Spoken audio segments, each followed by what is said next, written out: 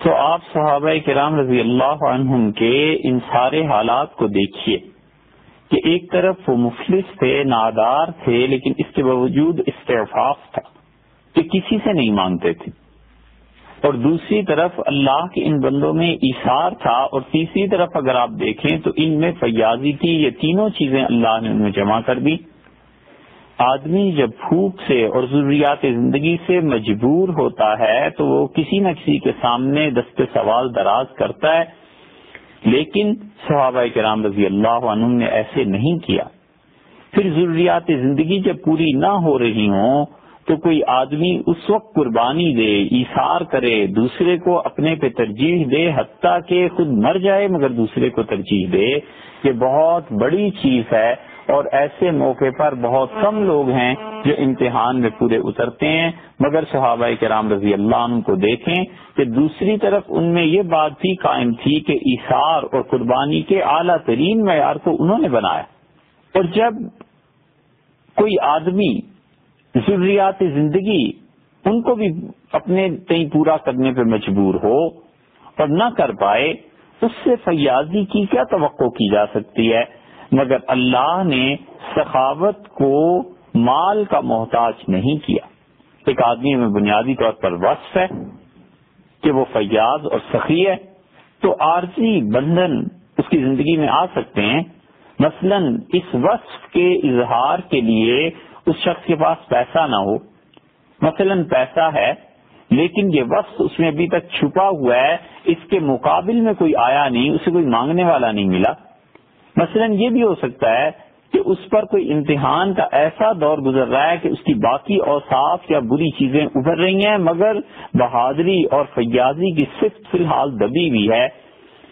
تو جب اس کے لیے یہ عارضی موانع دور ہوں گے، یہ عارضی طور پر جو رکاوٹیں پیش آ گئی، مثلا پیسہ نہیں ہے، ایک رکاوٹ تھی، یہ دور ہو گئی اور پیسہ اللہ نے دے دیا، تو آپ دیکھیں گے بہترین فیاض ہے، بہت زیادہ اللہ کی راہ میں خرچ کرنے والا، بہت زیادہ لوگوں کا خیال رکھنے والا ہے۔ یہ کیا چیز ہے؟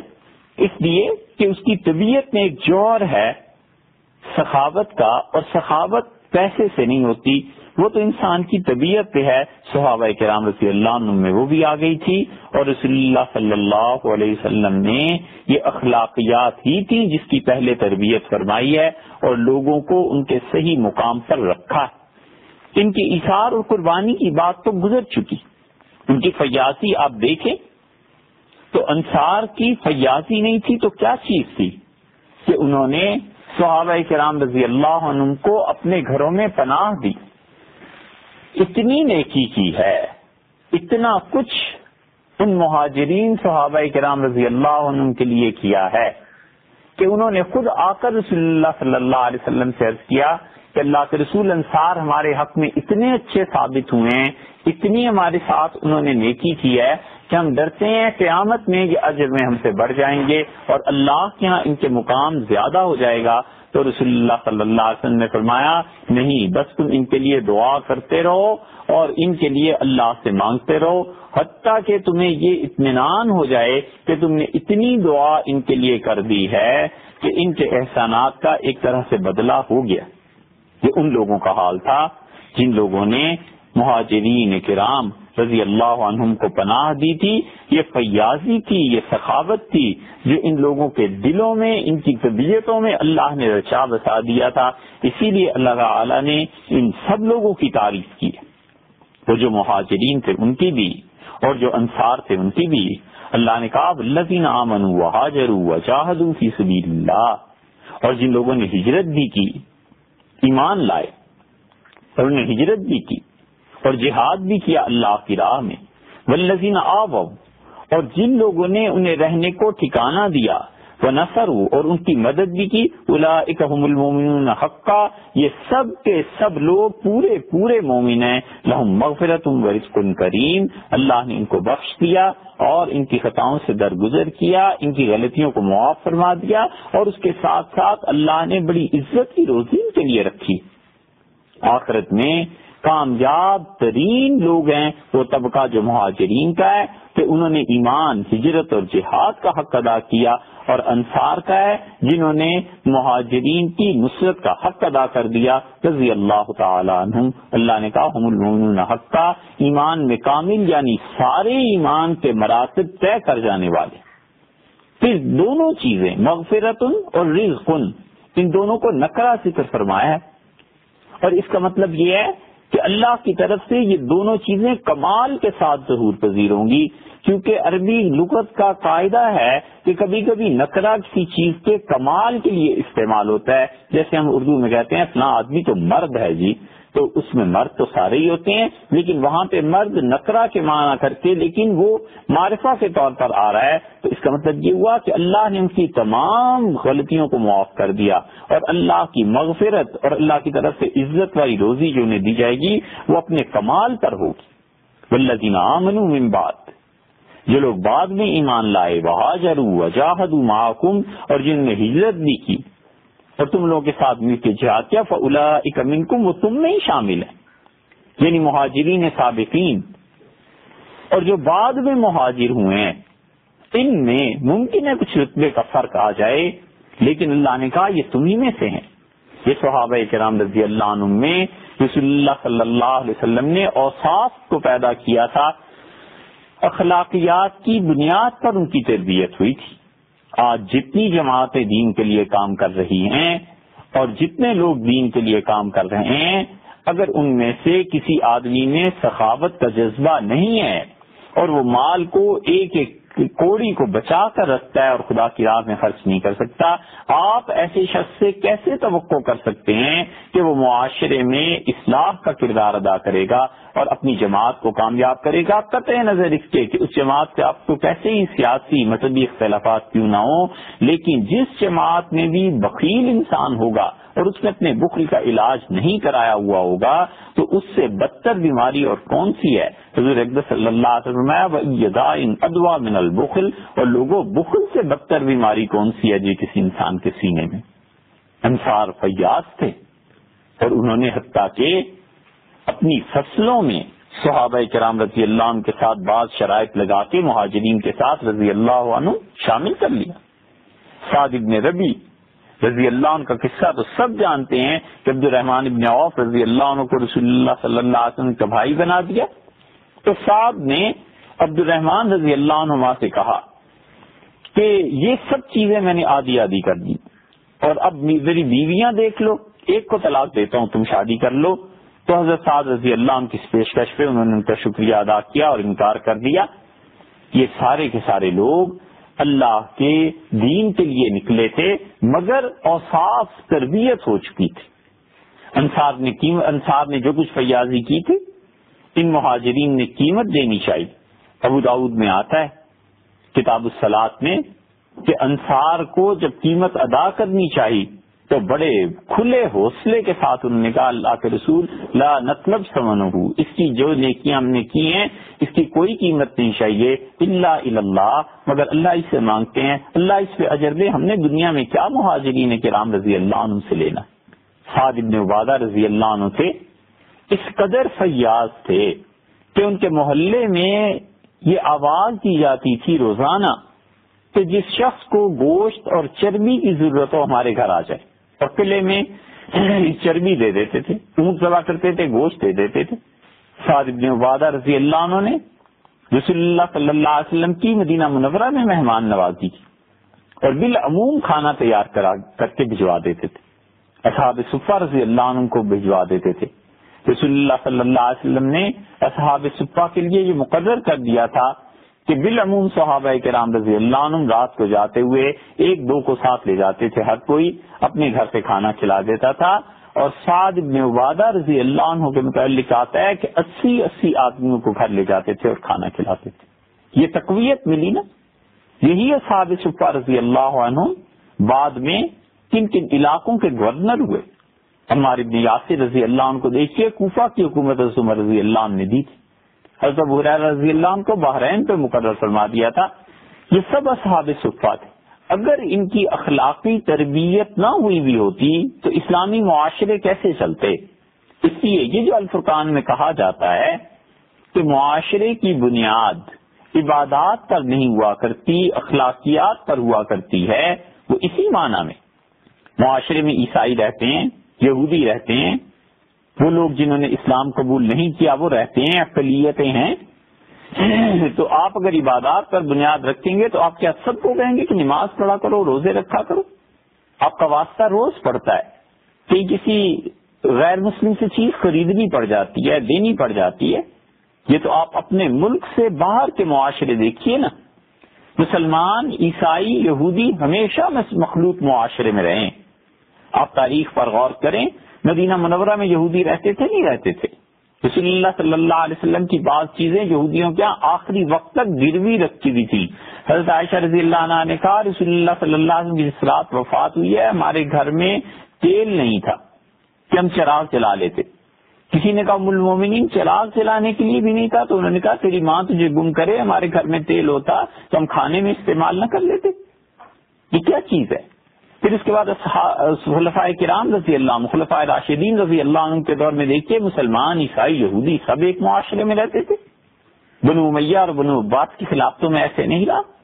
اب تک آپ لبنان میں چلے جائیں، مصر میں چلے جائیں، دنیا کی کتنے ہی مسلمان ممالک ہیں جہاں عیسائی، یہودی، مسلمان ملتے ہی رہ رہے ہیں. ہندوستان میں چلے جائیے تو معاشرے کی بنیاد آپ عبادات پہ رکھنے چلے ہیں یا معاملات پہ رکھنی ہے یا اخلاقیات پہ رکھنی ہے؟ کس چیز پہ؟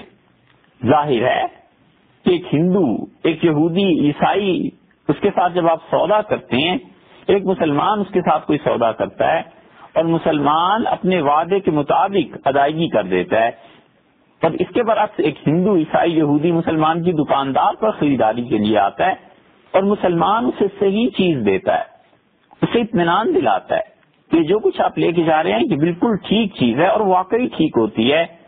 تو یہ بنیاد جو اس عیسائی کی طرف سے محبت کی اور مسلمان کی طرف سے اس کے ساتھ تعاون کی پڑے گی، یہ عبادت نہیں تھی بنیاد، یہ بنیاد معاملہ تھا. ہاں یہ الگ بات ہے کہ آپ یہ کہیے کہ مسلمان کے معاملات بھی عبادت ہی ہوا کرتے ہیں، وہ تو ایک الگ بحث ہے. لیکن ایک مسلمان کسی غیر مسلم سے مکان کرائے پر لے لے اور کرایہ نہ دے تو آپ سوچئے کہ وہ غیر مسلم اس کی نماز کو دیکھے گا یا اس کے معاملے کو دیکھے گا، اس کے روزوں کو دیکھے گا یا اپنے پیسے کو دیکھے گا، اس کے حج اور عمرے کو ہر سال دیکھے گا اور اس کی کرائے کی رقم کی عدم ادائیگی کو دیکھے گا. اس لیے جہاں نماز ضروری ہے، جہاں روزہ ضروری ہے، جہاں حج اور عبادات ضروری ہیں، اس کے ساتھ ساتھ اپنی اخلاقیات کو صحیح طور پر بنانا یہ بھی ضروری ہے. کوئی آدمی اس کی نفی نہیں کرتا، دونوں انتہائیں گمراہی ہیں.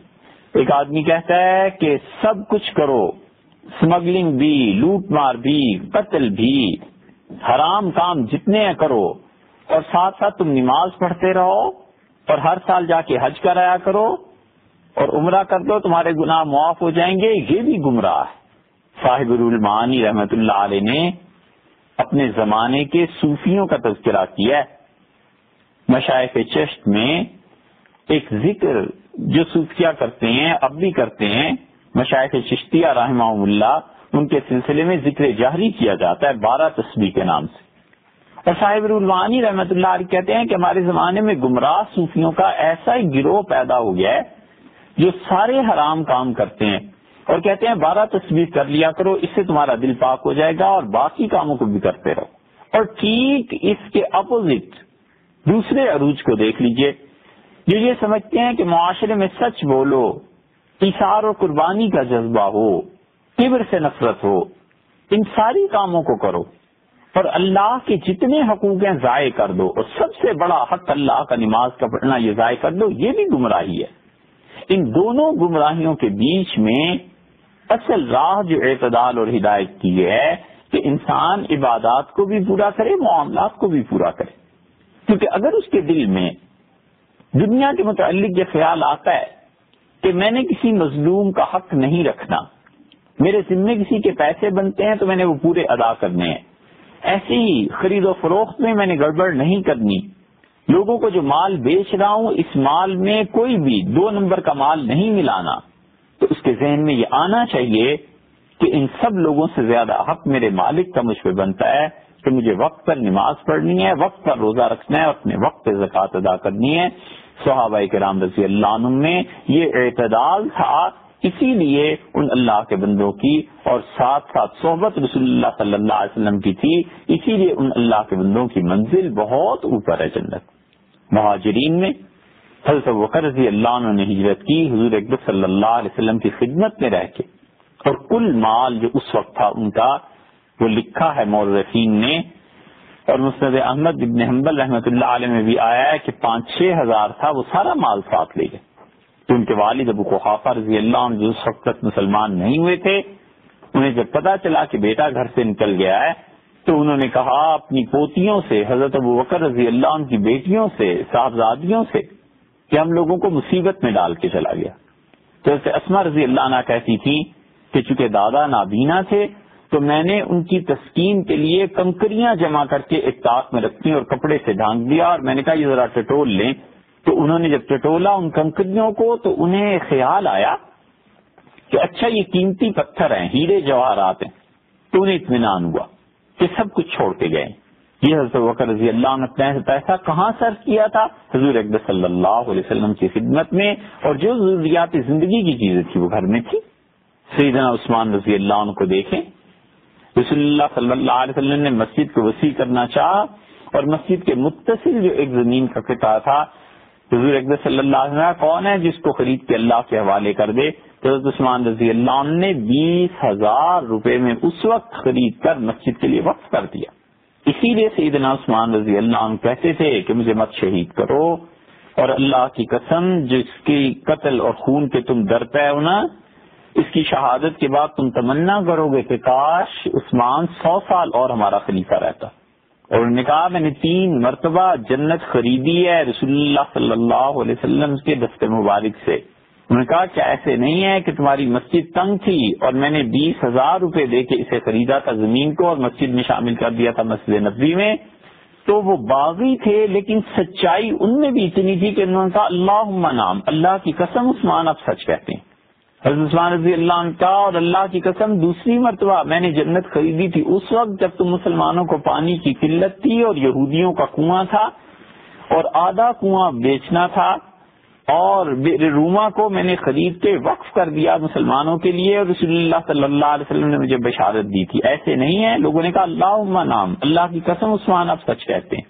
حضرت عثمان رضی اللہ عنہ نے کہا جب تبوک میں عیسائیوں کے ساتھ ہمارا ٹکراؤ تھا اور جہاد کا سامان مل نہیں رہا تھا تو میں نے 600 اونٹ رسول اللہ صلی اللہ علیہ وسلم کی خدمت میں حاضر کیے، عرض کیا کہ میں سب اونٹ اور اس کا ساز و سامان جنگ کا مہیا کروں گا، اور پھر 100 اونٹ 700 اونٹ ہو گئے تو رسول اللہ صلی اللہ علیہ وسلم سے فرمایا تھا کہ عثمان اب جو جی چاہے زندگی میں کرو، کوئی چیز تمہیں نقصان نہیں دے گی۔ میں نے 3 مرتبہ جنت کو خریدا ہے حضور اکرم صلی اللہ علیہ وسلم سے، کیا ایسے نہیں ہے؟ لوگوں نے کہا اللہم نام عثمان، اللہ کی قسم ایسے ہی ہے۔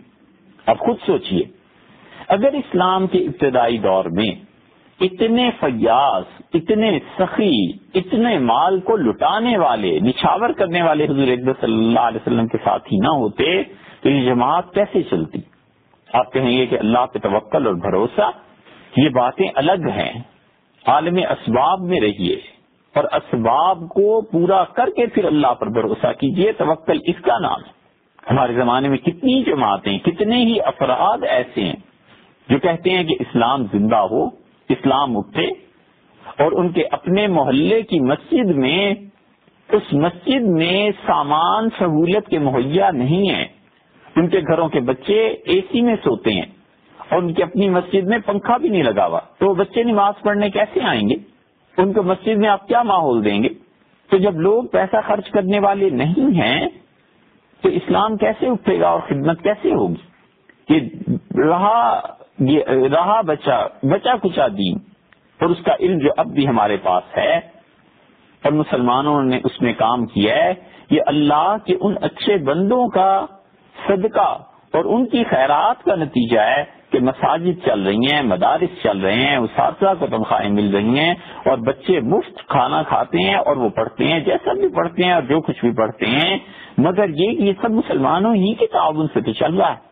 اب اگر کوئی آدمی کہتا ہے کہ میں نے زندگی بھر ایک نماز نہیں چھوڑی، لیکن پیسہ ہونے کے باوجود میں نے کسی ایک طالب علم کو کبھی کھانا بھی ایک وقت کا نہیں کھلایا، تو تو وہ اللہ کے یہاں کیا اس سے پوچھا نہیں جائے گا کہ جب دین مٹ رہا تھا اور اللہ کے دین کا علم حاصل کرنے والے کم ہو رہے تھے اور لوگ اپنی اولادوں کو بچا بچا کر رکھتے تھے کہ کسی مولوی کے پاس نہ چلے جانا اور کسی مدرسے میں نہ چلے جانا، تمہارے مستقبل کا کیا بنے گا، تو یہ اللہ کو کیا جواب دے گا؟ دریا بہتے تھے پیسے کے جب صحابہ کرام رضی اللہ عنہ کے پاس پیسہ آتا تھا. اب پھر کون سی دینی جماعت آج ایسی ہے کہ جس میں پیسے کی فراوانی ہو اور وہاں لوگ ایک کو اپنے پر ترجیح دیں؟ جب ان کے پاس حکومتیں آتی ہیں، جب ان کے لوگوں کے پاس عہدے آتے ہیں، جب ان لوگوں کے پاس مال آتا ہے، جب ان لوگوں کی زمینیں بکتی ہیں، تو وہ اپنی اپنی جماعتوں میں دینداری کے ہونے کے باوجود وہ اپنا پیسہ کسی کو دینے کے لیے تیار نہیں ہوتے. یہ بخل ہے. آپ کہیں گے کہ اخلاقیات کی ضرورت وہ یہاں پیش آتی ہے. حضرت مقدام رضی اللہ عنہ ایک صحابی تھے، ابو داؤد میں آتا ہے، جو اپنے دوستوں کے ساتھ سیدنا معاویہ رضی اللہ عنہ کے دربار میں حاضر ہوئے، اور حضرت معاویہ رضی اللہ عنہ بڑی قدر کرتے تھے صحابہ کرام رضی اللہ عنہ کی. جو ان کے ہاں جاتا تھا اسے مالی عطیہ دینا، اونٹ دے دینا، غلے تقسیم کرنا، زمین تقسیم کر دینا. حضرت معاویہ رضی اللہ عنہ نے یہ سخاوت پائی تھی اپنے جذبے اور اپنی اچھی فطرت کی اللہ کی طرف سے، تو انہوں نے حضرت مقدام رضی اللہ عنہ کو اچھی خاصی رقم دی. تو حضرت مقدام رضی اللہ عنہ نے اس رقم کا کیا کیا؟ اپنے لیے نہیں رکھی، جتنے دوست تھے سب نے برابر کی تقسیم کر دی اور کہا کہ تم میرے ساتھ ہو، اس میں تمہارا بھی حصہ ہے. حضرت معاویہ رضی اللہ عنہ کو پتا چلا تو انہوں نے کہا اللہ کی قسم یہ تو بڑا سخی آدمی. یہ وہ اخلاقیات ہیں جن کو رسول اللہ صلی اللہ علیہ وسلم نے بنایا ہے، بتایا ہے. آپ کو تعجب ہو شاید یہ واقعی سن کے. قیس بن سعد رضی اللہ عنہ اتنے بہادر صحابی تھے کہ انصار صحابہ کرام رضی اللہ عنہ اپنا جھنڈا لشکر کا قیس بن سعد رضی اللہ عنہ کے ہاتھ دیتے تھے. غزوہ ہوا اور پیسے نہیں تھے، انہوں نے قرض اٹھا لیا اور فوج کو کھانا کھلاتے رہے قرض میں. حضرت ابوبکر رضی اللہ عنہ بھی فوج میں شریک، حضرت عمر رضی اللہ عنہ بھی شریک. تو دونوں بیٹھے، حضرت ابوبکر اور عمر رضی اللہ عنہ نے کہا کہ قیس کو روکو بھئی اتنا خرچ کرنے سے، یہ آج قرض لے رہا ہے، گھر جا کے باپ کے مال سے قرض اتارے گا. اس کا باپ بھی اگرچہ بڑا سخی ہے، لیکن اگر ان دونوں کو باپ بیٹے کو انہوں نے کہا اگر اس لڑکے کو ایسے چھوڑ دیا گیا تو اس کے باپ کی ساری رقم برباد ہو جائے گی. تو قیس بن سعد رضی اللہ عنہ کی یہ فیاضی کی بات ان کے والد حضرت سعد رضی اللہ عنہ کو معلوم ہوئی تھی.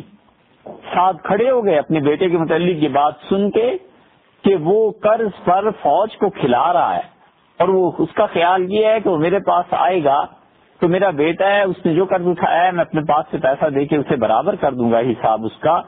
سعد رضی اللہ عنہ کو معلوم ہو یہ بھی ہو گیا کہ ابوبکر عمر رضی اللہ عنہ نے مشورہ کیا ہے کہ قیس کو کہیں گے مت خرچ کرو فوج پہ اتنا زیادہ. تو سعد رضی اللہ عنہ کھڑے ہو گئے رسول اللہ صلی اللہ علیہ وسلم کے پیچھے اور کہنے لگے کون ہے جو مجھے ان دو آدمیوں کے فتنے سے، ان دو آدمیوں کی آزمائش سے محفوظ رکھے. ان میں ایک ابو قحافہ کا بیٹا ہے اور ایک خطاب کا بیٹا ہے، یعنی سیدنا ابو بکر اور سیدنا عمر رضی اللہ عنہ. اور اسد الغابہ میں آتا ہے سعد رضی اللہ عنہ کا ان دونوں کو دیکھو مشورہ کر رہے ہیں کہ میرے بیٹے کو خرچ کرنے سے روکے، یہ میرے بیٹے کو وکیل بنانا چاہتے ہیں. یہ قیس بن سعد رضی اللہ عنہ کا ایک واقعہ ہے.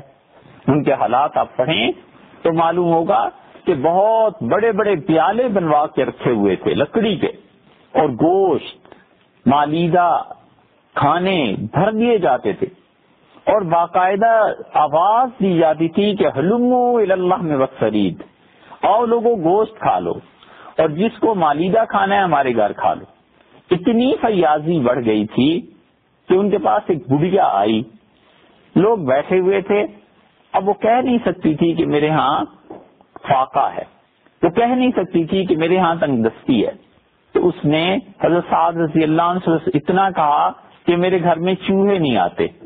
تو ہنس پڑے سعد رضی اللہ عنہ اور فرمایا کیا خوب کنایا ہے، کیا خوب جملہ کہا اس نے. اپنے نوکروں کو کہا کہ اس کے ساتھ جاؤ اور 4 چیزیں لے جاؤ، جو روٹی یہ پسند کرے وہ غلہ لے جاؤ، گوشت گھی اور کھجوروں سے بھر دو اس کا گھر تک کہ چوہے اس کے گھر آیا کرے.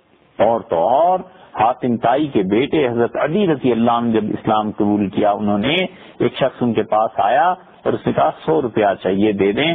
تو علی رضی اللہ عنہ جو تھے وہ نہایت اس سے ناراض ہوئے اور کہا کہ تمہیں پتہ ہے میں حاتم کا بیٹا ہوں، اور حاتم کے بیٹے سے کوئی آدمی صرف 100 روپے مانگے، اللہ کی قسم میں تمہیں نہیں دوں گا.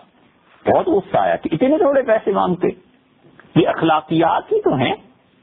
آج آپ جماعتوں کو دیکھیں جو اسلام کے نام پر بنتی ہیں اور ان میں کروڑوں پتی ہوتے ہیں، لیکن وہ لوگ اپنے پیسے کو اللہ کے دین کے لیے خرچ نہیں کرتے. نتیجہ یہ نکلتا ہے اس کا کہ جماعت کے قائدین کی جتنی بھی صلاحیتیں ہوتی ہیں اس کا بڑا حصہ اس میں صرف ہو جاتا ہے کہ وہ کہتے ہیں اپنا گھر چلائیں، اپنی کتابوں کا بندوبست کریں، اپنی جماعت کے افراد کا بندوبست کریں، یا پھر تم جماعت کا کام لے لو یا معاش کے کام لے لو، ایک ہی کام ہو سکتا ہے. اور اس کے باوجود جنہوں نے قربانی دے کر دین کے لیے کام کیا ہے ان کے کام کی وجہ سے آج دین زندہ ہے. یہ دین جو ہے یہ انہی کی قربانیوں کا نتیجہ ہے. حضرت سعید بن العاص رضی اللہ عنہ کا حال کہیں پڑھیے.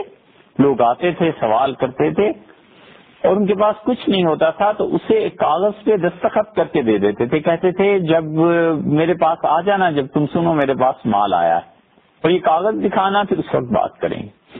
جمعہ کے دن سارے خاندان کو جمع کر لیتے، کھانے کھلاتے، کپڑے دیتے لوگوں کو، اور پھر جو جو ان کے رشتے داروں میں سے گھر جاتا کہتے یہ بھی لے جاؤ، یہ اپنے بچوں کو دینا، یہ فلاں کو دینا، یہ فلاں کو دینا. اور کوفہ میں انہیں حکومت مل گئی.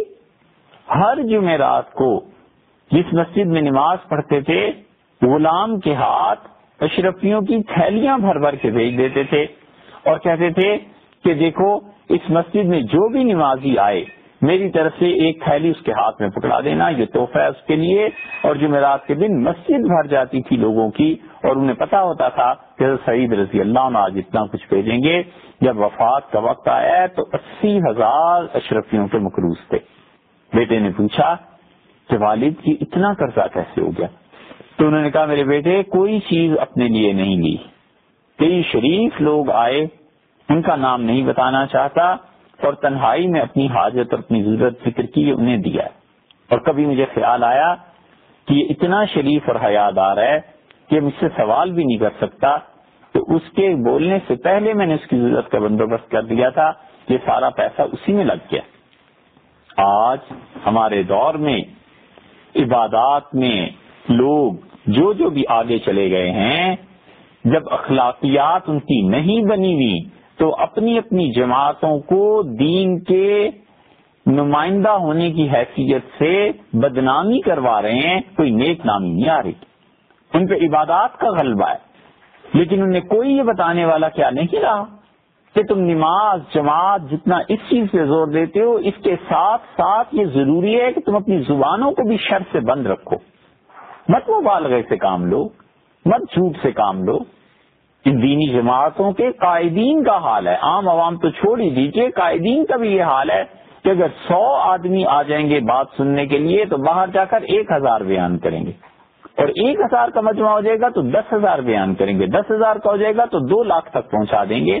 کیا یہ سب مبالغہ اور جھوٹ اللہ کیا معاف ہو جائے گا اور صرف یہ دیکھا جائے گا کہ چونکہ نماز پڑھتا تھا لہٰذا اس کے جھوٹ نے کوئی نقصان نہیں پہنچایا؟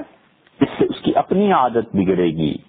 حضور اقدس صلی اللہ علیہ وسلم نے تو فرمایا تھا کہ من وقاہ اللہ شر اثنتین، جس شخص کو اللہ نے 2 چیزوں کی برائی سے پناہ میں رکھا وہ جنت میں چلا جائے گا.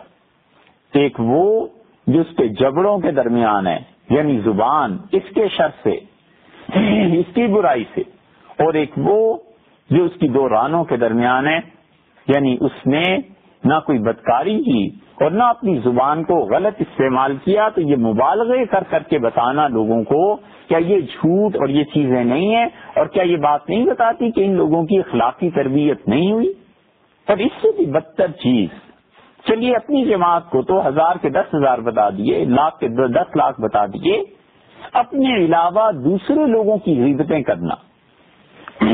ساری جماعتوں، سارے دینداروں، سارے دین کے کاموں کے متعلق یہ نظریہ کہ اب دین کا کوئی کام کر ہی نہیں رہا، ہم ہی کر رہے ہیں، یاد رکھیے امت میں جب بھی فتنہ بنائے اس کی پہلی اینٹ یہی کہہ کے رکھی گئی ہے کہ دین جتنا میں سمجھتا ہوں، جتنا ہم سمجھتے ہیں، کوئی نہیں سمجھتا.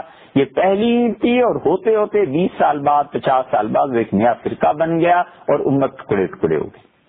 حفاظت، سلامتی اور خیر اسی میں ہے کہ آدمی کھلے ظرف سے تمام جماعتوں کا اعتراف کرے کہ جو لوگ اللہ کی راہ میں پڑھا رہے ہیں وہ بھی خدائی کا کام ہے، وہ بھی دینی کا کام ہے.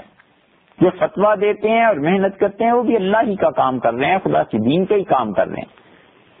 جو دین کی تبلیغ کے لیے جاتے ہیں وہ بھی خدا کا ہی کام ہے. جو خانقاہوں کو آباد کرتے ہیں وہ بھی خدا کا کام ہے. جو حلال کا پیسہ کما کر ان مدارس، ان مساجد کو تعمیر کرتے ہیں اور یہاں پہ آنے والے غرباء اور فقراء کا بندوبست کرتے ہیں، یہ بھی اللہ ہی کا کام ہے. حوصلہ کرے اور کہ ہم سب اللہ کے دین کا کام کر رہے ہیں. آپ کا جس شعبے میں جی چاہتا ہے چلے جائیے، مگر خدا کے لیے کام کیجیے، اپنی نیت میں اخلاص پیدا کر لیجیے. جب کوئی کہتا ہے کہ نہیں بس صرف ہم ہی دین کا کام کر رہے ہیں اور تو بس سب باقی ایسی ہی باتیں کرتے ہیں، ان کا کوئی دین کا کام نہیں ہے، یہ غیبت، یہ دوسروں کے متعلق بدگمانی، یہ دوسروں پر نکتہ چینی، ان کو گالیاں دینا اور ان کے متعلق جھوٹ پھیلانا اللہ کے یہاں سب معافی ہے. حضور اقدس صلی اللہ علیہ وسلم نے جن لوگوں کی تربیت فرمائی تھی ان کا تو یہ حال تھا کہ حارث ابن ہشام رضی اللہ عنہ ایک تو طبعی طور پر چپ رہتے تھے، اور پھر اس پر مزید یہ کہ انہوں نے رسول اللہ صلی اللہ علیہ وسلم سے عرض کیا کہ اللہ کے رسول کوئی ایسا عمل بتا دیجئے جو پابندی سے کرتا رہو. تو دست مبارک نے زبان کی طرف اشارہ کیا اور فرمایا اسے قابو میں رکھو. انہوں نے کہا یہ تو بہت آسان ہے. تو رسول اللہ صلی اللہ علیہ وسلم اس موقع پہ چپ ہو گئے، لیکن حارث رضی اللہ عنہ کہتے تھے جب میں نے اس پہ عمل کرنا چاہا کہ اپنی زبان کو قابو میں رکھوں تو پھر مجھے پتا چلا کہ زندگی میں زبان پر قابو پانا کتنا دشوار ہے. اتنے ڈرتے تھے صحابہ کرام رضی اللہ عنہ کسی سے کوئی جملہ کہنے کو جس سے وہ شرمندہ ہو جائے کہ اتنا تو ہم لوگ جہنم کی آگ سے نہیں ڈرتے، کہنے کو ہم بھی مسلمان ہیں. عبد الرحمن ابن حارث رضی اللہ عنہ نے حضرت عائشہ اور ام المومنین ام سلمہ رضی اللہ عنہا سے ایک حدیث سنی، اور وہ حدیث حضرت ابو ہریرہ رضی اللہ عنہ کی ایک روایت سے ٹکراتی تھی.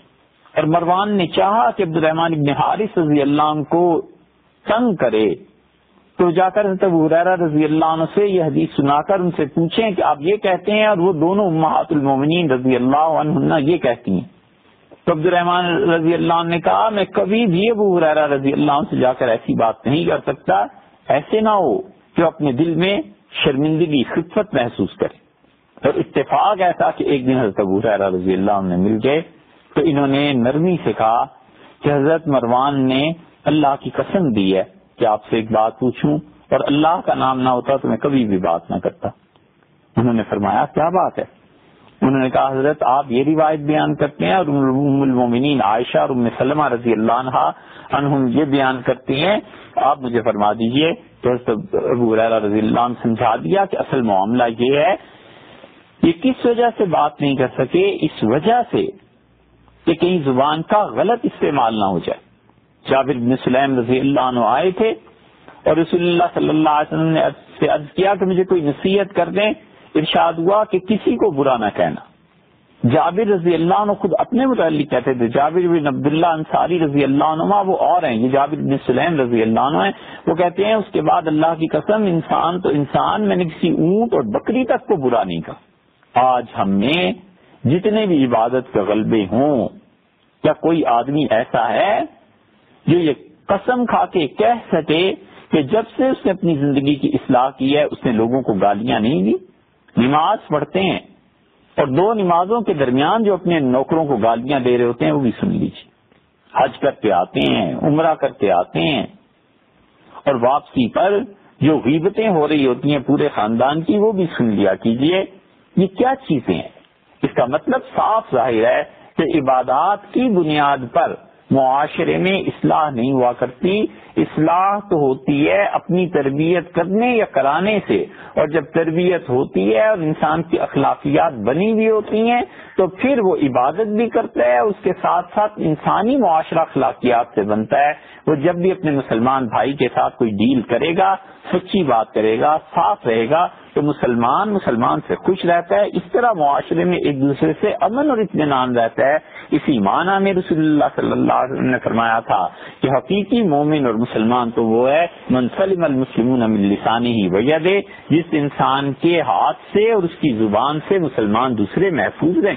شداد ابن اوس رضی اللہ عنہ سفر میں تھے اور ان کے حالات میں آتا ہے کہ ایک جگہ پہ اترے اور جو نوکر ساتھ تھا اس سے کہا چھری لاؤ, کھیلیں گے.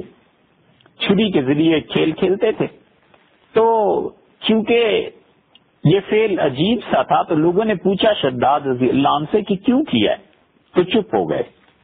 فرمایا جب سے اسلام قبول کیا ہے اس وقت سے لے کے آج تک جو بات زبان سے نکلی ہے سوچ سمجھ کے نکلی ہے, آج پہلی مرتبہ ایسی حرکت ہو گئی ہے, بس چھوڑ دو, مجھے اس پہ تانے نہ دو, نکتہ چینی نہ کرو. یہ زبان کی حفاظت, اپنے افعال کی حفاظت, کہ کوئی فعل بغیر حکمت کے نہیں کرنا, سوچ سمجھ کے کام کرنے ہیں. یہ رسول اللہ صلی اللہ علیہ وسلم نے ڈھال دیا تھا ان لوگوں کی طبیعت کو. ایسے کھرے سکے تھے کہ نبی کریم صلی اللہ علیہ وسلم کی تربیت جو ٹکسال تھی اس سے جو سکہ نکلتا تھا سو کھرا نکلتا تھا, چمک دمک کے ساتھ. ایک لفظ زبان سے غلط نکل جاتا تھا اور شرمندگی کے مارے ڈر جاتے تھے.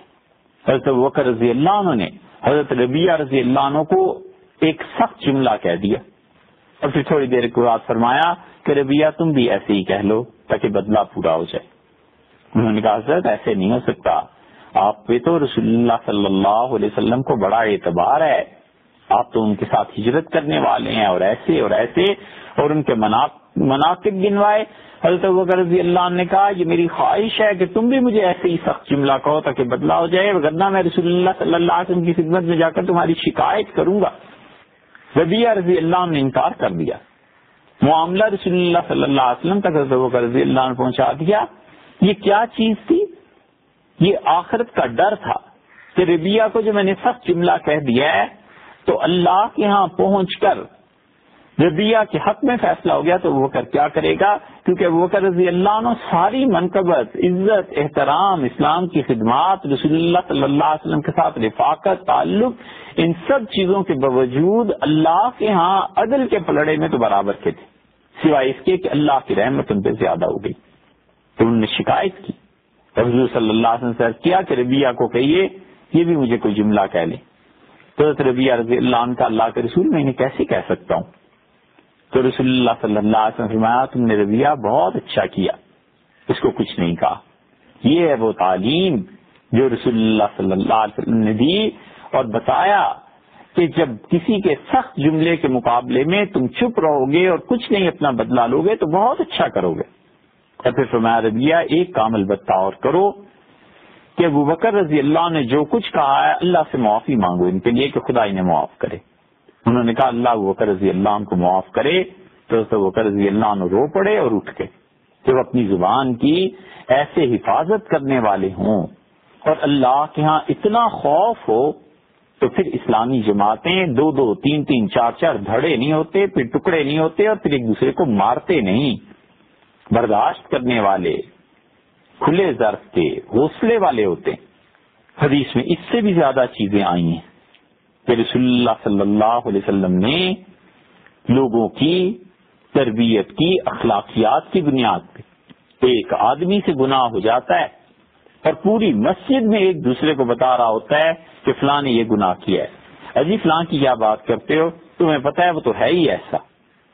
پورا جب تک افسانہ نہ بن جائے اور بزم اور انجمن نہ مذہبی لوگ اس کے لیے بنا لیں اس وقت تک اس برائی کی تشہیر سے باز نہیں آتے.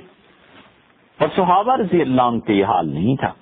ان کے دور میں ایسے لوگ تھے کہ جو سب کچھ دیکھتے ہوئے بھی حکمت سے کام لیتے تھے. عقبہ ابن عامر رضی اللہ عنہ سے ان کے سیکرٹری نے کہا کہ میرے پڑوسی شراب پیتے ہیں اور میں نے ان کو منع کیا ہے، وہ باز نہیں آتے اور اب میں پولیس کو بلا رہا ہوں. تو انہوں نے کہا رہنے دو، نہیں ایسے کرتے. انہوں نے دوبارہ عرض کیا کہ حضرت وہ شراب پیتے ہیں. تو معلوم ہوا کہ شراب پیتے ہیں، اپنے کمرے میں اپنے گھر میں پیتے ہیں، اس سے کوئی نقصان نہیں پہنچاتے. تو عقبہ رضی اللہ عنہ کا جانے دو، میں نے رسول اللہ صلی اللہ علیہ وسلم سے سنا ہے، آپ نے ارشاد فرمایا من رعا، جس آدمی نے کسی آدمی کی برائی دیکھی فستر رہا اور اس نے اس کو چھپا دیا، اسے اللہ اتنا ہی اجر دے گا جیسے کوئی زندہ درگور لڑکی کو کر رہا تھا اور کسی نے آ کے اسے بچا دیا. حضرت ابوبکر رضی اللہ عنہ اپنے خلافت کے دور میں فرماتے تھے کہ اگر میرے زمانے میں چوری ہو جائے اور میں کسی چور کو پکڑ لوں تو اللہ کی قسم سب سے بڑی خواہش میرے دل میں اس کے لیے یہ ہو کہ کسی طرح خدا اس کے جرم پہ پردہ ڈال دے. یہ کیا چیز ہے؟ یہ اخلاقیات کا بنا ہوا ہونا ہے. اور آج ہمارا حال یہ ہے کہ نمازیں اور سب چیزوں کے باوجود دل میں یہ تمنا جنم لیتی ہے کہ ہمارا مخالف اور ہمارے محلے میں کوئی ایسا آدمی جو ہماری جماعت میں شامل نہیں ہے، کسی طرح اس کی کوئی برائی ہاتھ آئے اور ہم اس کی برائی کی تشہیر کریں اور اپنے مریدوں میں بیٹھ کے، اپنے مقتدیوں میں بیٹھ کے، اپنے حلقے میں بیٹھ کے اس آدمی کی اس برائی کو مبالغے کے ساتھ بیان کریں اور زبان کے چٹخارے لیں اور مرید بھی سن کے استغفر اللہ نعوذ باللہ اس کا ورد کرتے رہیں. یہ اس لیے نہیں کہ انہیں اللہ سے معافی مانگنی ہے اور اس لیے نہیں کہ خدا کی پناہ چاہنی ہے، یہ سب کچھ اس لیے ہو رہا ہے کہ ایک آدمی اس گناہ میں پڑ گیا ہے اور ہم بہت بڑے ہیں، ہم اللہ کی پناہ مانگ رہے ہیں، ہم استغفار کر رہے ہیں. یہ جو میں ہے اس کو سر اٹھانے کا موقع ملتا ہے. یہ میں ہے جو انسان کو برباد کرتی ہے. اپنے آپ کو لوگوں سے بہتر سمجھنے کی خواہش، جذبہ الگ چیز ہے اور اس کا زوم کہ میں لوگوں سے بہتر ہوں یہ ایک الگ چیز ہے. کسی مصیبت میں مبتلا ہو جائے، ہمارا دشمن ہے، کسی گناہ کی خبر ہمیں مل جائے تو انتقام کی آگ بھڑک اٹھتی. اور رسول اللہ صلی اللہ علیہ وسلم کی بیویوں کا یہ حال تھا. عورتوں میں تو یہ جذبات زیادہ ہوتے ہیں نا. نبی کریم صلی اللہ علیہ وسلم کی بیویوں کو دیکھیے، اتنی زبردست تربیت تھی، ایسی اللہ کی اچھی بندیاں تھیں، ایسی بنی بنائی سمری بھی حوریں تھیں اخلاقیات کی. اور امامت ختم تھی حضرت عائشہ رضی اللہ عنہا پہ اور زینب رضی اللہ عنہا پہ. عورتوں میں اخلاقیات میں سیدہ عائشہ رضی اللہ عنہا پر جب الزام لگایا گیا تو رسول اللہ صلی اللہ علیہ وسلم نے اپنی دوسری اہلیہ حضرت زینب رضی اللہ عنہا کو بلایا اور کہا عائشہ کے متعلق تم سن رہی ہو آج کل جو کچھ ہو رہا ہے مدینہ منورہ میں، تم مجھے بتاؤ، تم لوگ تو گھروں میں رہتے ہو، ایک میری بیوی سے دوسری بیوی کی حالت کیا چھپی ہوئی ہوگی، تم نے کیا دیکھا، عائشہ کو کیسا پایا؟ اب آیا نا سوکناپا، اب آیا نا موقع کہ وہ اپنی سوکن سیدہ عائشہ رضی اللہ عنہ کے متعلق کچھ بھی کہہ سکتی تھی. لیکن انہوں نے کیا کہا؟ انہوں نے کہا میرے شوہر اللہ کے رسول، میں اپنے کانوں کی اور اپنی آنکھ کی پوری حفاظت کرتی ہوں اور خدا کی قسم مجھے عائشہ میں سوائے اچھائی کے کچھ معلوم نہیں. عائشہ رضی اللہ عنہ اچھی ہیں. اور عائشہ رضی اللہ عنہ کہتی ہیں وحی اللہ کی تسامینی، اور رسول اللہ صلی اللہ علیہ وسلم کی 9 بیویوں میں یہ واحد تھی زینب رضی اللہ عنہ جو میری بالمقابل تھی. مطلب حسن میں، خوبصورتی میں، رسول اللہ صلی اللہ علیہ وسلم کے ساتھ تعلق میں حی اللہ کی تسامینی یہ میرے برابر کی تھی، میری جوڑ کی تھی. لیکن فعصم بها اللہ نے اس کو بچا لیا بالورع، اس لیے کہ یہ بڑی متقی عورت تھی. حضرت عائشہ رضی اللہ عنہ نے کہا ان کا تقوی اللہ نے انہیں بچا لیا، وگرنہ انتقام کی بات تھوڑی ہو سکتی تھی. کہہ سکتی تھی رسول اللہ صلی اللہ علیہ وسلم کو کچھ بھی. یہ صحابہ رضی اللہ عنہ کا دل اتنا پاک تھا کہ اپنے دشمن سے بھی بغض نہیں رکھتے تھے. آج کون ہے ہم میں سے جو یہ کہہ سکے کہ میرے دل میں کسی کے لیے برائی نہیں ہے؟ اور آج ہم میں سے کتنے ایسے ہیں جو نماز روزہ ایک ان سے پوچھو 20 سال میں ایک روزہ قضا نہیں ہوا. اور اللہ کا شکر ہے اب بھی ایسے مل جائیں گے جن کی 40 برس سے نمازیں قضا نہیں ہوئی. لیکن ان سے پوچھئے کیا آپ کے ہاں یہ دولت بھی ہے کہ آپ کے دل میں کسی سے بغض نہ ہو؟ پھر شاید ہی کوئی ملے اگر وہ سچ بولتا ہے. دشمنوں سے بھی بغض نہیں رکھتے تھے. حضرت معاویہ بن خدیج رضی اللہ عنہ نے حضرت عائشہ رضی اللہ عنہ کے بھائی محمد بن ابی بکر رضی اللہ عنہ کو قتل کر دیا تھا. اور محمد بن ابی بکر اتنے عبادت گزار تھے، اتنی خدا کی عبادت کرتے تھے کہ حضرت علی رضی اللہ عنہ جیسے صاحب علم اور صاحب تقوی اور امیر المومنین اور خلیفہ راشد اور تمام مسلمانوں کے مولا اور آقا سیدنا علی رضی اللہ عنہ کہتے تھے کہ میں کسی شخص کی عبادت سے متاثر ہوتا ہوں تو محمد بن ابو بکر کی. سوتیلے بیٹے تھے سیدنا علی رضی اللہ عنہ کے، اس لیے کہ حضرت ابو بکر رضی اللہ عنہ کے جو حقیقی بیٹے تھے نا، تو حضرت ابو بکر رضی اللہ عنہ کی اہلیہ یعنی محمد بن ابو بکر کی والدہ نے حضرت ابو بکر رضی اللہ عنہ کے انتقال کے بعد ان کا نکاح حضرت علی رضی اللہ عنہ سے ہو گیا تھا. اور حضرت علی رضی اللہ عنہ سے پھر ان کی جو اولاد تھی ان کا نام تھا یحییٰ. تو یحییٰ اور محمد بن ابو بکر اور یحییٰ ابن علی رضی اللہ عنہ دونوں بھائی تھے، لیکن دونوں کے باپ الگ الگ تھے، ماں ایک تھی. تو محمد بن ابو بکر رضی اللہ عنہ کو قتل کر دیا. پھر اللہ نے ایک موقع پہ فوج کی سپہ سالاری انہیں دے دی.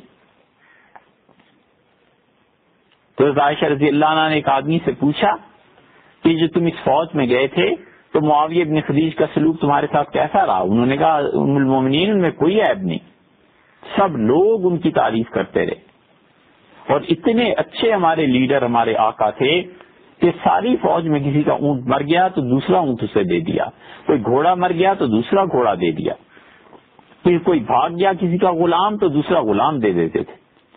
حضرت عائشہ رضی اللہ عنہ نے یہ سنا اور کہنے لگی اگرچہ معاویہ ابن خدیج رضی اللہ عنہ نے میرے پیارے بھائی محمد بن ابو بکر رضی اللہ عنہ کو شہید کیا ہے، لیکن خدا کی قسم میرے دل میں بھائی کے خون کی وجہ سے ذرہ برابر اس کے لیے تنگی نہیں. میں بھی معاویہ کو اچھا ہی سمجھتی ہوں. کیوں؟ اس لیے کہ میں نے رسول اللہ صلی اللہ علیہ وسلم کو یہ سنا ہے، آپ نے فرمایا اللہ جو میری امت کے ساتھ نرمی کرے اس کے ساتھ نرمی کر، اور جو میری امت کے ساتھ سختی کرے تو بھی اس پہ سختی کر. دیکھا آپ نے حضرت عائشہ رضی اللہ عنہ کا دل کیسا تھا؟ کسی آدمی کے ساتھ بنا کر رکھنی ہو اور کسی آدمی کے ساتھ اچھائی اور خوبی کے جذبات کو مستحضر کر کے اس کی قدر کرنی ہو تو پھر 20 چیزیں مل جاتی ہیں. اور جو لوگ توڑنے پہ آئے ہوئے ہوتے ہیں اور دوسروں سے انتقام پہ لینے کے لیے تلے ہوئے ہوتے ہیں ان کو تو بس ایک آدھ عیب بھی دوسرے کا کافی ہو جاتا ہے. ام المومنین رضی اللہ عنہ کے پاس بہت بڑا یہ نقطہ، یہ پوائنٹ تھا کہ وہ کہتی معاویہ رضی اللہ عنہ برے ہیں کیونکہ میرے بھائی کا قاتل ہے، لیکن انہوں نے کہا دیکھو ایک طرف میرے بھائی کا خون ہے اور دوسری طرف رسول اللہ صلی اللہ علیہ وسلم کی دعا ہے. تو جب معاویہ ابن خدیج رضی اللہ عنہ تم لوگوں کے ساتھ نرم رہے ہیں تو رسول اللہ صلی اللہ علیہ وسلم کی دعا کے مطابق اللہ ان کے ساتھ نرمی کرے گا، تو مجھے کیا ضرورت پڑی ہے ایک ایسے شخص کے ساتھ برائی سوچنے کی؟ اگرچہ میرے بھائی کا قاتل ہے لیکن پھر بھی جو اس میں خوبی ہے وہ خوبی. کیا ہم مذہبی لوگ نماز روزہ دین کا پرچار اسلام کی تعلیم اسلام کے لیے جان قربان کر دینے والے آج ہم میں اتنا ظرف ہے کہ کوئی ہمارا بھائی قتل کر دے اور اگر اس شخص کا علم ہے تو ہم اس کے علم کا اعتراف کریں؟ فرض کر لیجئے کہ لڑائی جھگڑا ہو جائے تو اس شخص میں عبادت ہے نیکی ہے تو ہم اس کی نیکی کو مان جائیں؟ فرض کر لیجئے کہ ایک آدمی نماز روزہ ان سب چیزوں کی پابندی کرتا ہے اور اس کی بیٹی کی شادی کسی کے ساتھ ہو جاتی ہے اور اس کا داماد بہت سی خوبیاں ہیں اس میں لیکن طلاق کی نوبت آ گئی، تو طلاق کے بعد آپ اس صاحب کے پاس چلے جائیے اور کہیے آپ کی بیٹی کی شادی اس سے ہوئی تھی اس میں کوئی خوبی ہے؟ کیا مجال ہے کہ اس کی کسی ایک خوبی کا بھی ذکر کریں؟ اس کی ساری خوبیاں جو شادی سے پہلے تھیں اب سب کی سب برائی کے ساتھ تبدیل ہو گئی ہیں. کیوں؟ اس کی وجہ یہ ہے کہ ہم لوگوں میں ظرف نہیں کہ اپنے مخالفین کی خوبی کا اعتراف کر سکیں. صحابہ کرام رضی اللہ عنہم ہر شخص کو اس کے مقام پر رکھتے تھے، اس لیے کہ رسول اللہ صلی اللہ علیہ وسلم نے یہ بتا دیا تھا. حلم، برداشت کرنا، لوگوں کی سختی کو سہ جانا اور ان کے الزامات پر جواب نہ دینا بہت بڑی خوبی تھی جو تزکیہ نے ان میں پیدا کر دی تھی۔ اللہ کا ذکر، اللہ کی یاد، اور رسول اللہ صلی اللہ علیہ وسلم جیسا مربی دنیا نے کہاں دیکھا ہوگا۔ ایسی تواضع، ایسی عاجزی کہ عہدہ مل جائے تو اپنی حدود سے باہر نہ نکلیں اور سپاہی بن جائیں، کسی کے نائب بن جائیں تو اطاعت کی مثال قائم کر دیں۔ یہ اخلاقیات کا حصہ ہے۔ اس لیے الفرقان میں بار بار جو کہا جاتا ہے وجہ اس کی یہی ہے کہ ہم پورے شرح صدر کے ساتھ یہ سمجھتے ہیں کہ مسلمانوں میں اور کسی بھی دینی جماعت میں، کسی بھی دینی گروہ میں جب تک بنیادی طور پر اخلاقیات نہیں آئیں گی وہ معاشرے میں کوئی مثبت تبدیلی نہیں لا سکتے، اگرچہ ان کی تعداد لاکھوں میں پہنچ جائے۔ معاشرہ اسی وقت بنتا ہے جب انسان کے اخلاقیات انسانوں ہی کی طرح بنے ہوئے ہوتے ہیں۔ عبداللہ ابن عباس رضی اللہ عنہما سفر میں تھے اور اپنے بھائی قسم رضی اللہ عنہ کے انتقال کی خبر سنی اور نماز کے لیے کھڑے ہو گئے، اور پھر جب نماز پوری ہو گئی تو انہوں نے کہا، اللہ نے کہا واستعینوا بالصبر والصلاۃ، جب مصیبت آ جائے تو صبر کرو اور نماز کا سہارا پکڑ لو۔ تو دیکھو مجھے اپنے بھائی کے انتقال کا دکھ تھا، اللہ نے کہا ہے کہ نماز کے ذریعے سہارا حاصل کرو، میں نے نماز پڑھی تاکہ مجھے صبر آ جائے اور اللہ کی طرف سے جو سہارے کی چیزیں مل جائے۔ یہ صحیح سوچ ہے، صحیح دماغ ہے۔ غم اور دکھ میں بھی دماغ صحیح کام کر رہا ہے کہ مجھے اس وقت کیا کرنا ہے، کوئی جذباتیت نہیں ہے، کوئی معاذ اللہ دیوانگی نہیں ہے، بلکہ اصل کام جو کرنے کا ہے وہ کیا۔ ہم لوگ یہ جانتے ہیں کہ اسلام کے لیے جیسے اور لوگوں نے قربانی دی ہے، سیدنا عمر رضی اللہ عنہ نے بھی قربانی دی ہے۔ جب وہ اسلام لائے تو اپنے ماموں کے گھر آئے اور ماموں کے گھر پہنچ کر دروازہ کھٹکھٹایا تو دروازہ کھولا ماموں نے، تو جا کر خود کہتے ہیں کہ ماموں آپ کو پتا ہے کیا ہوا ہے؟ تو انہوں نے تعجب سے کہا، ان کا بھانجے بیٹے نہیں پتا کیا ہوا ہے، کیا مسئلہ ہو گیا؟ انہوں نے کہا آپ کو معلوم نہیں، میں نے اپنا دین تبدیل کر لیا، میں مسلمان ہو گیا ہوں۔ تو انہوں نے کہا شادی ہو گئے ہو؟ تو دروازہ بند کر لیا۔ یہ ذلت کی بات تھی یا نہیں تھی؟ کیا گزری ہوگی سیدنا عمر رضی اللہ عنہ کے دل پہ؟ وہاں سے قریش مکہ کے ایک سردار کے پاس آئے اور اسے بھی یہی کہا۔ وہاں سے نکلے تو ایک اور آدمی مل گیا، اسے بھی یہی بتایا کہ میں نے اسلام قبول کر لیا ہے۔ صاف کھڑے آدمی تھا کہ آئندہ سے تمہیں میرے بارے میں کوئی دھوکہ نہ رہے، اب میں مسلمانوں میں سے ہوں، اب میں اس گروہ میں ہوں، حضور اقدس صلی اللہ علیہ وسلم کے کشف برداروں میں سے، ان کے جوتے سیدھے کرنے والوں میں سے۔ تو جو ایک آدمی جو ملا اس نے کہا کہ تم اسلام کا اعلان کرنا چاہتے ہو، سب کو بتاتے پھرے؟ ان کا ہاں۔ تو انہوں نے کہا کہ دیکھو جب یہ کفار مکہ خانہ کعبہ میں حجر اسود کے پاس جمع ہوتے ہیں نا تو وہاں چلے جانا، وہ فلاں آدمی جو ہے نام لے کے بتایا اس کو بلا لینا، اور اس کے پیٹ میں کوئی بات ٹھہرتی ہی نہیں۔ پورے مکہ پورے عربوں میں مشہور ہے کہ جو راز کی بات پھیلانی ہو اس کو بس بتا دو، تو اس کے کان میں جا کے کہہ دینا، اور پھر دیکھو سارے مکہ کو پتا چل جائے گا۔ سیدنا عمر رضی اللہ عنہ نے یہی کیا۔ تو وہ اتنا حواس باختہ ہوا کہ چیخ اٹھا اور کہنے لگا، لوگوں تمہیں پتہ ہے خطاب کا بیٹا بے دین ہو گیا، شادی ہو گیا۔ یہ سننا تھا اور کفار مکہ اٹھے اور سیدنا عمر رضی اللہ عنہ سے لڑ پڑے، اور پھر دونوں طرف سے ہاتھ چلنے لگے اور حضرت عمر رضی اللہ عنہ کے ماموں دیکھ رہے تھے یہ سب کچھ. انہوں نے دیکھا جب میرے بھانجے کو لوگوں نے مار لیا ہے تو ان کی اپنی بھی کچھ تسلی ہو گئی، اس لیے کہ وہ بھی تو کفار میں سے تھے نا.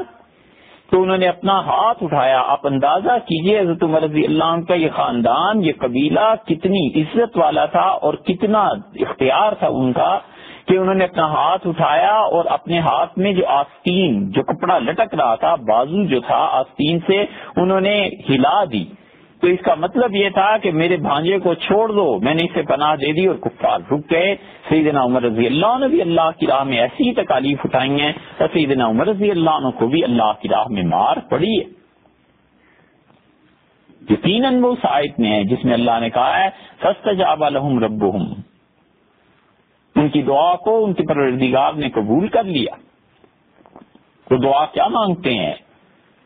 وہ کہتے ہیں پروردگار یہ سب کچھ آسمان و زمین میں جو کچھ چیزیں تو نے پیدا کیا ہے، ما خلقت ھذا باطلا، اللہ یہ سب بیکار نہیں ہے. سبحانک فقنا عذاب النار، اللہ تو پاک ہے، محفوظ رکھ ہم کو جہنم کے عذاب سے. اے ہمارے پروردگار جسے تو نے جہنم میں ڈال دیا، فقد اخزیتہ، اسے واقعی رسوا کر دیا. وما للظالمین من انصار، اللہ ان کا کوئی مددگار نہیں. اور اے ہمارے رب ہم نے ایک آدمی کو سنا، اس نے پکارا منادی ینادی للایمان، وہ ایمان کی دعوت دے رہا تھا اور ہمیں بتا رہا تھا کہ ان آمنوا بربکم، ایمان لاؤ اپنے رب پہ. فآمنا، اے پروردگار ہم ایمان لے آئے. ربنا فاغفر لنا ذنوبنا، اے اللہ ہمارے گناہوں کو معاف کر دے. کمال کی دعا ہے کہ صحابہ کرام رضی اللہ عنہ نے کہا اللہ ایک شخص حضور اقدس صلی اللہ علیہ وسلم ایمان کی دعوت دے رہے تھے، اللہ ہم ایمان لے آئے ہیں تو ہمارے گناہ معاف کر دے. یہ نہیں کہا ان صحابہ رضی اللہ عنہ نے کہ اللہ ہم ایمان لے آئے ہیں اور نیک عمل بھی کیے ہیں. آپ غور کیجیے نا اس دعا پہ کہ فآمنا ربنا فاغفر لنا ذنوبنا، ہم ایمان لے آئے اور اے رب ہمارے گناہوں کو معاف کر دے. اس کا مطلب یہ ہے کہ انہوں نے اپنے نیک اور صالح اعمال کا کوئی سہارا نہیں کیا، اللہ کے سامنے پیش نہیں کیے کہ پروردگار کیا ہمارے نیکیاں اور کیا ہماری اچھائیاں تیرے سامنے کیا پیش کریں، بس ایمان لے آئے اللہ ہمیں بخش دے.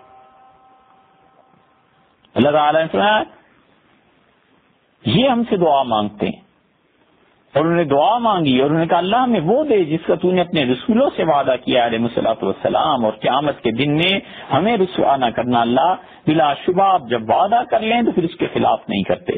اللہ نے کہا فاستجاب لهم ربهم انی لا اضیع عمل عامل منکم، لوگوں دیکھو ان کی دعا کو ان کے رب نے قبول کر لیا، اور اس نے کہا تم میں سے جو عمل کرنے والا ہے، نیکی کرنے والا ہے، من ذکر او انثی، وہ مرد ہو یا عورت، ہم اس کے نیکی کو ضائع نہیں کریں گے. بعضکم من بعض، تم مرد اور عورتیں ایک دوسرے کا حصہ ہی تو ہو، ہم بالکل اس کی نیکی کو ضائع نہیں کریں گے.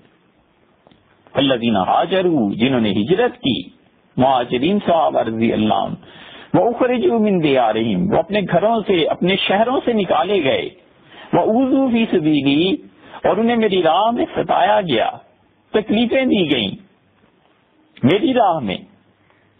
یہ سیدنا عمر رضی اللہ عنہ ان میں شامل ہیں. وَأُوذُوا فِي سَبِيلِي، میری راہ میں مارے گئے، میری راہ میں انہیں تکلیف پہنچی. وَقَاتَلُوا وَقُتِلُوا، اور خود بھی لڑے اور مارے گئے. لَأُكَفِّرَنَّ عَنْهُمْ سَيِّئَاتِهِمْ، میں ان لوگوں کو کی ساری خطائیں ضرور معاف کر دی جائیں گی اور ضرور انہیں جنت میں داخل کیا جائے گا. شہنشاہ ہے نا، کہتا ہے ضرور ان کی خطائیں معاف کر دی جائیں گی. یہ نہیں فرمایا میں معاف کروں گا، فرمایا کر دی جائیں گی. بادشاہ تو پھر ایسے ہی بولتے ہیں. اور ضرور انہیں ایسے باغوں میں داخل کروں گا. اگلی بات اور آ گئی جس میں دریا بہ رہے ہیں، اللہ کے پاس سے انہیں ثواب ملے گا اور اللہ ہی ہے جو بہترین اجر دیتا ہے. یہ سب کیا تھا؟ یہ صحابہ کرام رضی اللہ عنہ کی اخلاقی تربیت تھی.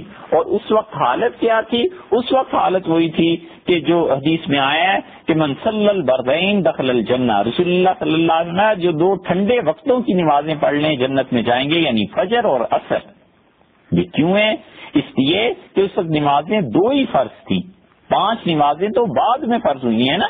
ان باتوں کا مطلب معاذ اللہ یہ نہیں ہے کہ نماز کی اہمیت کو گھٹانا ہے، بلکہ یہ بتانا ہے کہ انسانی معاشرے کی بنیاد اخلاقیات پر ہوا کرتی ہے، عبادات پر نہیں ہوا کرتی.